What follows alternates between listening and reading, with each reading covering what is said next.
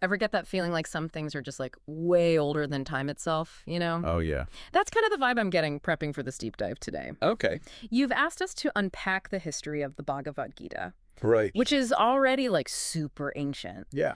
But what if I told you this wisdom claims to go back millions of years? Really? Like way before the pyramids, before Stonehenge, Wow. like before those giant sloths were roaming the earth. It's true. And what's so fascinating is that the Gita doesn't just offer like spiritual teachings. Okay. It actually kind of hints at its own incredible history. It does. Yeah, it's all right there in the text itself. Okay, so we're not just talking like dusty scrolls and guesswork here. No. We're working with the Gita's own account of its origins. Exactly. Specifically, we're diving into excerpts from a chapter all about the transcendental knowledge within the Gita. Okay. And it claims this wisdom was first spoken not to humans, but to the sun god Vivasvan by Krishna. Hold up the sun god. Okay, Yeah. things just got real. But seriously, millions of years ago, how can they even like put a date on something that old? Well, according to the Gita's own calculations, this transmission happened at the dawn of the Treta Yuga. The what? So imagine this vast cosmic cycle, Okay. right? And we're talking millions of years ago within this cycle, over 120 million to be exact. 120 million years. Yeah. Whoa, to put that into perspective, modern humans have only been around for like a blink of an eye compared to that. I know.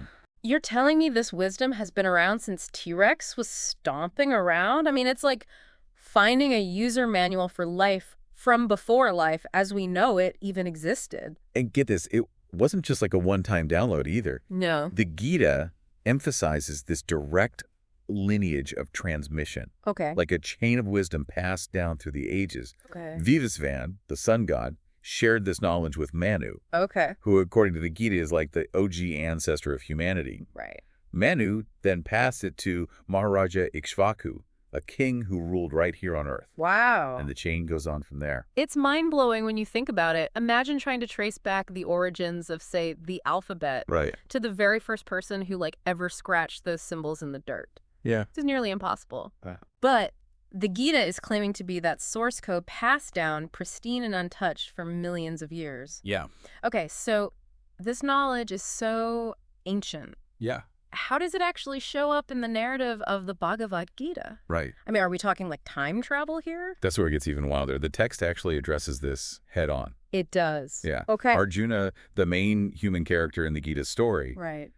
is understandably tripped out when he hears about these teachings that supposedly predate humanity itself. Yeah, I'd be asking some serious questions at that point. Like, hold on, are you saying you were there, Krishna? Exactly. And Krishna's response gets right to the heart of his divine nature. Okay. He basically says, "Of course I was there, Arjuna. Unlike you humans, I remember all my previous births." Whoa, okay, time to put on our metaphysical thinking caps here. I know, right? So the Gita is operating within this framework of reincarnation, right? Right. Where the soul keeps getting reborn into new bodies. Exactly. Okay. But here's the distinction. Okay, Krishna, as a manifestation of the divine, right. isn't bound by that cycle in the same way. Okay. He transcends those limitations. Yeah. He doesn't change bodies like we do. Oh, wow. His consciousness is continuous, eternal. So while we're stuck hitting the reset button every lifetime, Right. he's got this unbroken thread of memory stretching back millions of years. It's like he's plugged into the cosmic cloud, downloading all of existence. What would it even feel like to experience time that way? It's a mind-blowing concept, right? Yeah.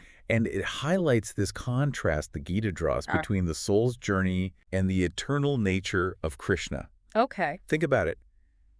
What would it do to your perspective Yeah. if you carried the weight of lifetimes within you? Right. How would it change your understanding of who you are? Okay, so this knowledge has existed for millions of years, Right. passed down through this incredible lineage, Yeah. but it makes you wonder, like, why appear now? Right. In this time and place? What's the purpose of Krishna revealing himself and delivering these teachings, not just once, but over and over again? That's a question the Gita addresses directly. It does. Yeah. Krishna states that he descends to the earthly realm whenever there's a decline in religious practice Okay. and a rise in irreligion, or adharma. A dharma. He comes to reestablish dharma, to set things right, so to speak. Dharma, that word comes up a lot in Eastern philosophy. For those of us just getting our feet wet, Sure. could you break it down for us? Absolutely. Dharma is kind of a multifaceted concept, Okay. often translated as righteousness duty Okay. or cosmic order. Right. It's about living in alignment with the fundamental principles that govern the universe. Okay. Imagine the universe has like a set of blueprints, Okay.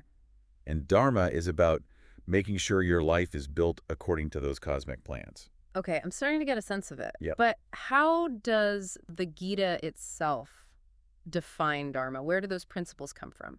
The Gita links Dharma to the Vedas. Okay. Think of the Vedas like ancient Indian scriptures, Okay. considered the ultimate source of spiritual knowledge. They're like the original instruction manual for humanity. Right. The Gita suggests that true Dharma involves understanding and following the wisdom of the Vedas, Okay. which ultimately leads to surrendering to Krishna himself. So surrendering to Krishna is the ultimate act of Dharma. That might sound a little intense for some people. It might sound paradoxical, Yeah. but it's not about blind obedience. It's about consciously aligning your actions and your will Okay. with a higher purpose, with divine consciousness. So instead of being driven by ego or desires, Right. it's about tapping into that eternal truth that Krishna embodies. Precisely. Hmm. And the Gita suggests that those who truly grasp this, Okay. who dedicate themselves to this path of knowledge and surrender, Okay. attain liberation or moksha from Right. suffering. Okay. They break free from that endless cycle of birth and death and reach Krishna's eternal abode. Wow. Okay. And just to be crystal clear, this liberation, this breaking free from the cycle, Yeah. it's not just some distant goal, right? You've hit on a crucial point. The Gita emphasizes that the act of seeking this understanding, Okay. the very pursuit of this knowledge, Right. is the beginning of the journey. Okay. It's in that seeking, that turning inwards, Yeah. that Yeah. we start to loosen the grip of those attachments that keep us bound to the cycle of suffering. We often hear about different paths to enlightenment, Yeah. even in ancient traditions. Sure. What sets the Gita's approach apart? That's a great question. The Gita acknowledges those different paths. Okay. Some people worship deities for material gain. Others sought impersonal merging with the universe. Right. But the Gita's message is this. The highest path is recognizing that all actions, when done with Krishna consciousness, Okay. contribute to spiritual awakening. Right. It's about transforming our consciousness from a material focus to a spiritual one. Yeah. And this knowledge is the key.